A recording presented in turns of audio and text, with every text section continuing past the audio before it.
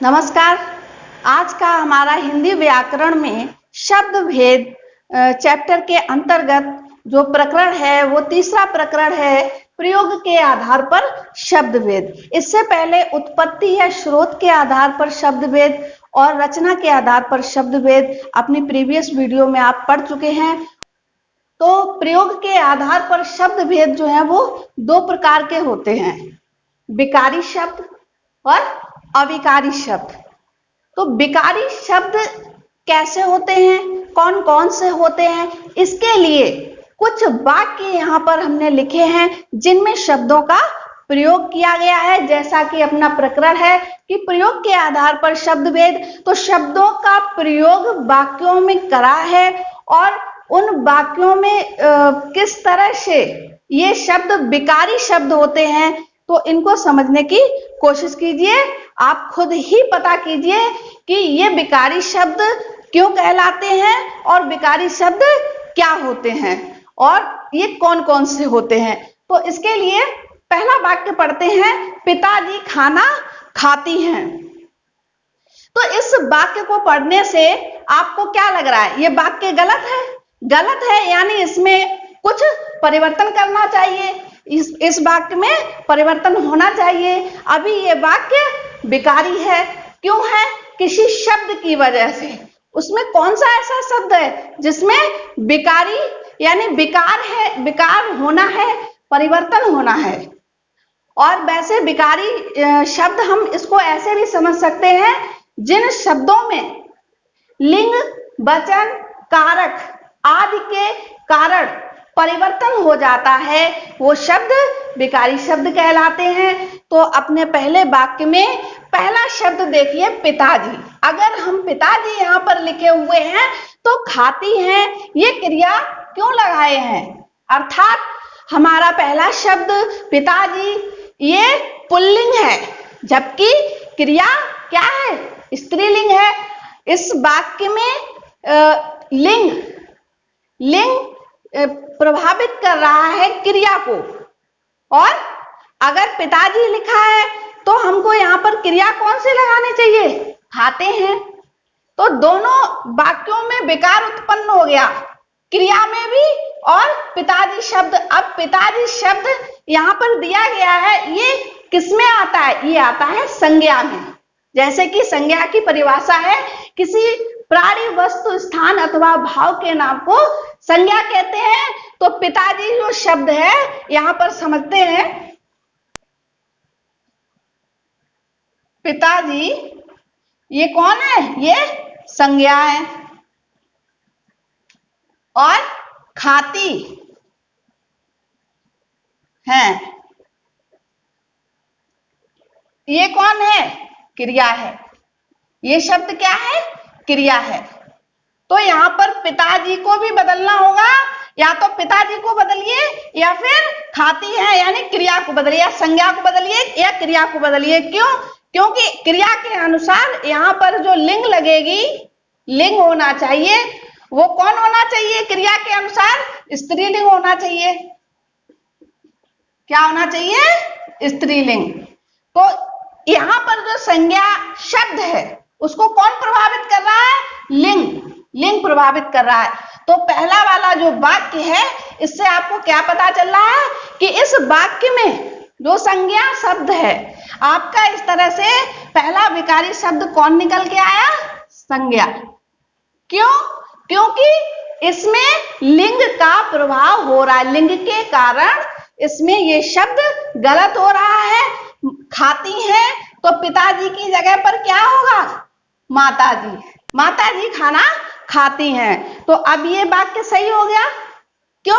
क्योंकि आपने क्या किया? लिंग बदल दिया, यानी जो संज्ञा है वो लिंग से प्रभावित होता है। दूसरा वाक्य, वह खेल रहे हैं। वह खेल रहे हैं। अब आप देखिए यहाँ पर जो शब्द है वह है, ये क्या है? ये क्या है? आप देख लीजिए, सर्वनाम। क्या है ये? सर्वनाम। सर्वनाम की परिभाषा क्या है?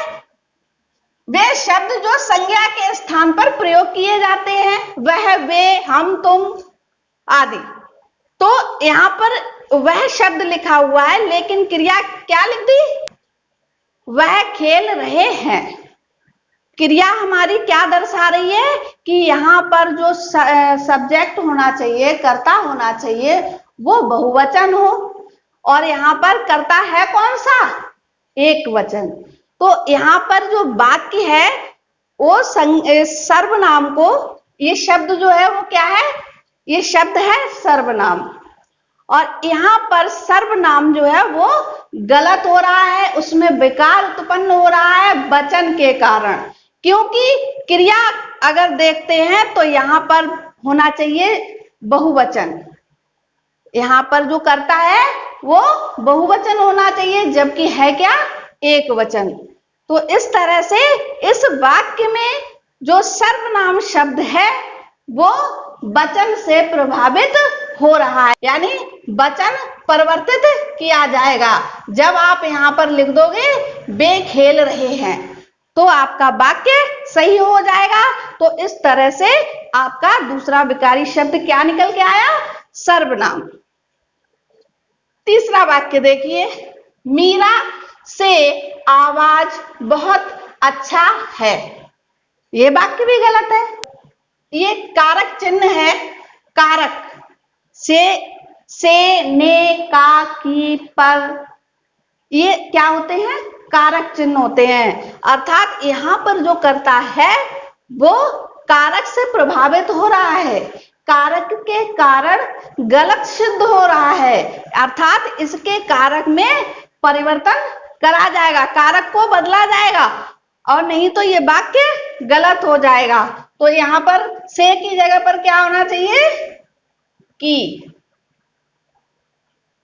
यानी ये जो कारक चिन्ह था वो कारक चिन्ह इसको प्रभावित कर रहा था, विकार बना रहा था इसमें, कर्ता में।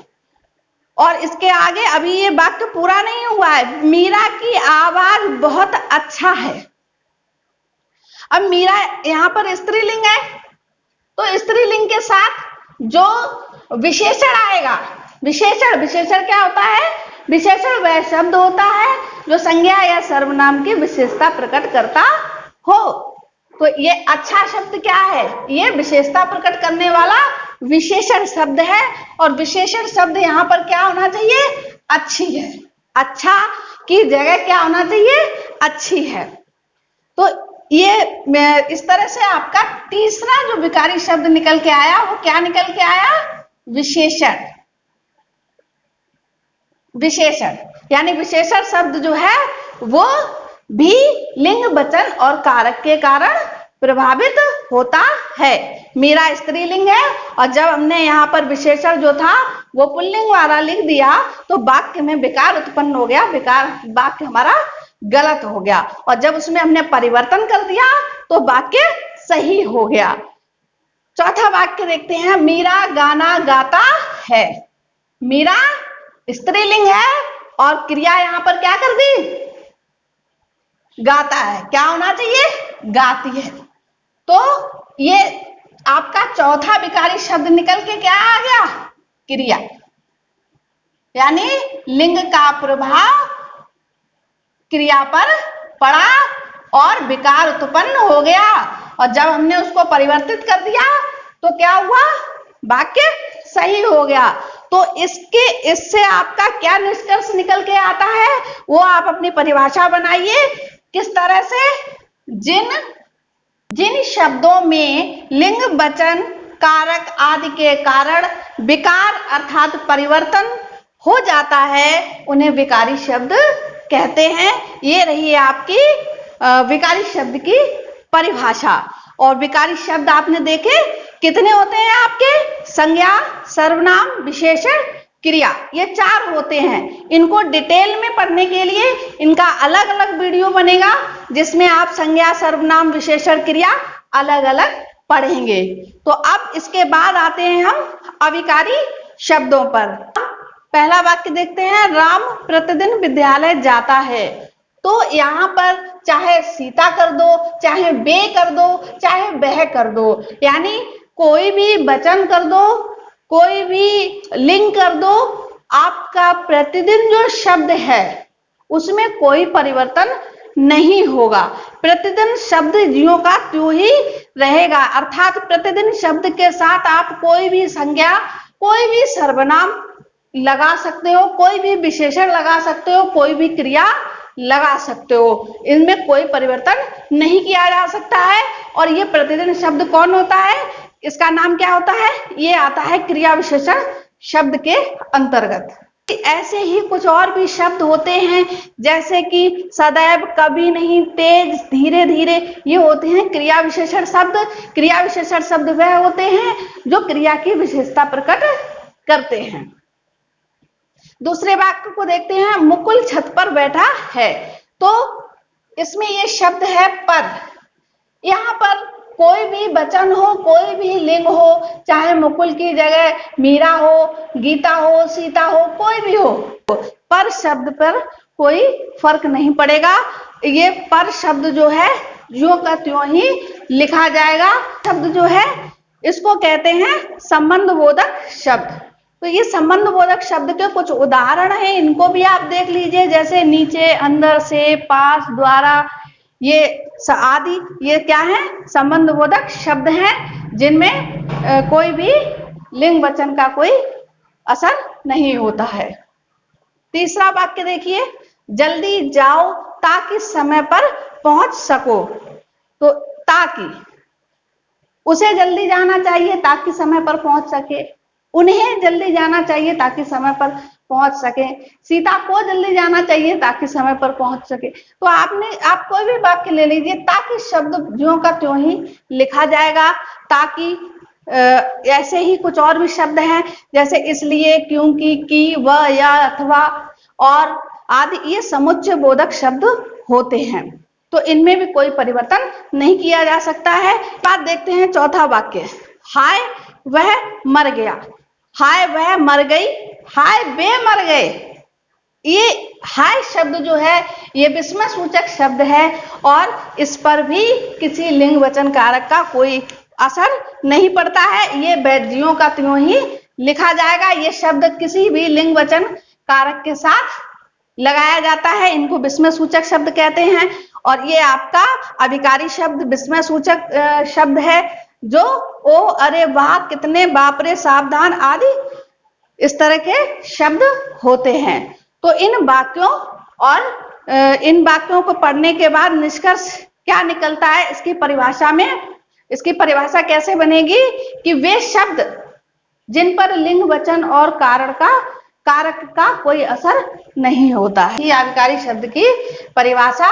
तो अविकारी शब्द भी आपके 4 होते हैं, क्रिया विशेषण, संबंध बोधक, समुच्चय बोधक और विस्मय सूचक शब्द। इनको भी हम अलग अलग वीडियोज में पढ़ेंगे।